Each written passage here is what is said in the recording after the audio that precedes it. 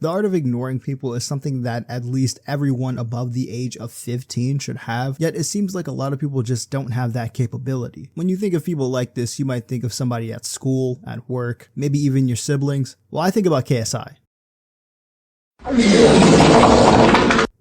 Yeah.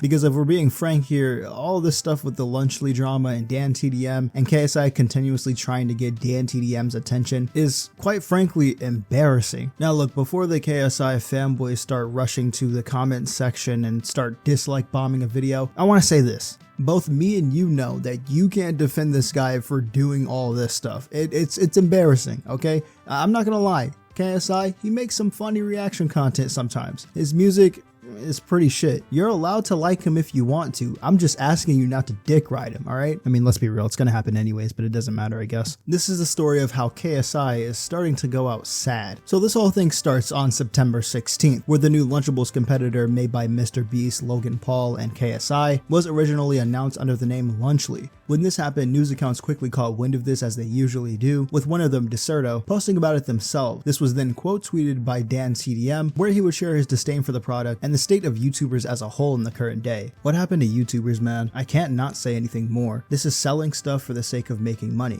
Simple. How does this benefit their fans? This is selling crap to kids who don't know better than to trust the people who are selling it to them. Do better. Once this post went out, a lot of people tried to clap back at Dan TDM in the comments, with some of them bringing up a promotion that he did on his second channel that was for a brand called Munchpak. Munchpak is apparently a subscription service where you can subscribe for a monthly fee and get a couple of snacks. However, other people in the comments were quick to point out that this promotion happened around 2015 and isn't in the slightest the same thing as Lunchly, which is promoting itself as a healthier alternative to Lunchables, which is questionable at best. This is on top of the fact that Dan TDM already did this on his second account, which isn't on his main account, so it's not his main audience, unlike KSI, Logan Paul, and Jimmy, who are all promoting this on their main stuff. The discourse around Lunchly has grown over the past couple of weeks, with some people not really seeing a problem with what the company is aiming for, but on the other hand, a lot of people have been trying it and saying that it tastes like shit. And there are even some pictures with mold on it, so I guess it's a fair enough point. A lot of people have also been pointing out that Dr. Mike's video on the situation just kind of proves their point, that it not only tastes bad, but it's also terrible for kids.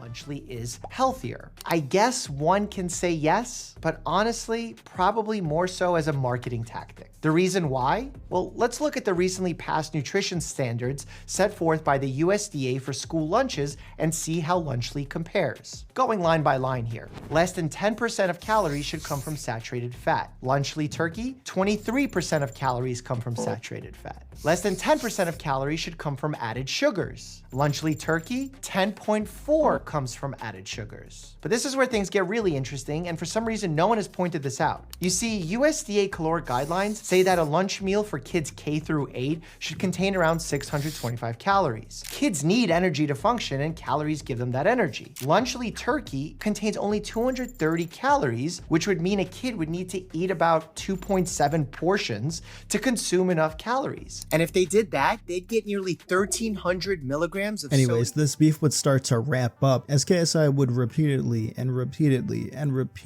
respond to Dan TDM's one comment about this over the past couple of weeks, and it has made him look worse and worse over time. His first L came right after the whole thing started on the 16th, where he took screenshots of a couple of toys that Dan TDM has sold in the past, saying that they look like crap, and it got community noted. Oh look, he's trying again, and community noted. Alright KSI, you can't miss 3 times in a row, and it's a promotion for a song.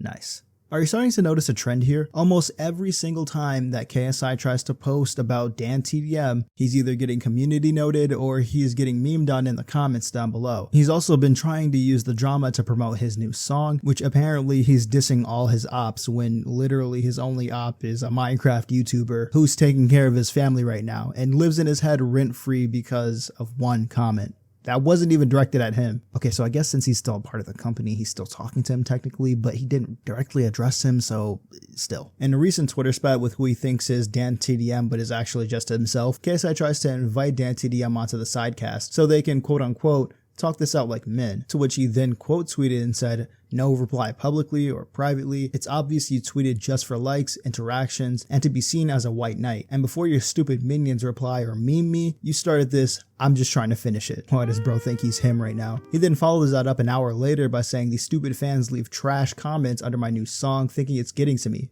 It is. You're not. It's not funny. It's boring. You're wasting your time. I mean, you'd think with how long this guy's been on the internet, he'd know not to start replying to the comments, talking about how much it doesn't bother him, because we know that it does bother him. You wouldn't be talking about it otherwise. So similarly to the Marquez Brownlee video that I did a couple of days ago, I'm going to do a little mini ranking of the best comments under his YouTube and the best memes on Twitter. And at number 5, this tweet by Suarez just says, "Here we go again," with the guy talking to a brick wall. This is 100% in the top 5 because I mean, you can't really sum it up better than this. What makes things worse is that after a couple of days, he tried to make a joke apology video that really didn't go anywhere, and everybody still shat on his music.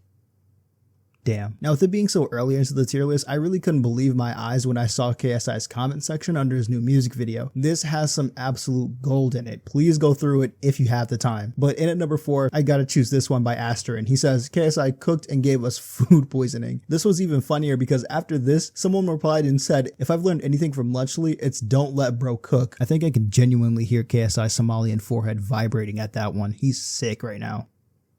Probably because of Lunchly. In at number 3 is Dan TDM literally living life like Prime Mr. Incredible with his family, all the while KSI has a mental breakdown on Twitter. Like I said, man, the art of ignoring people. Now, I feel like this last one is kind of cheating, but it's so good that it takes up the 2 and the first spot, and that's this one on Twitter by Nerdy Omni-Man. 1, this gets points because it's funny. 2, it gets points because it's a regular show clip. By the way, Adventure Time is way better than regular show, and it's not even a debate.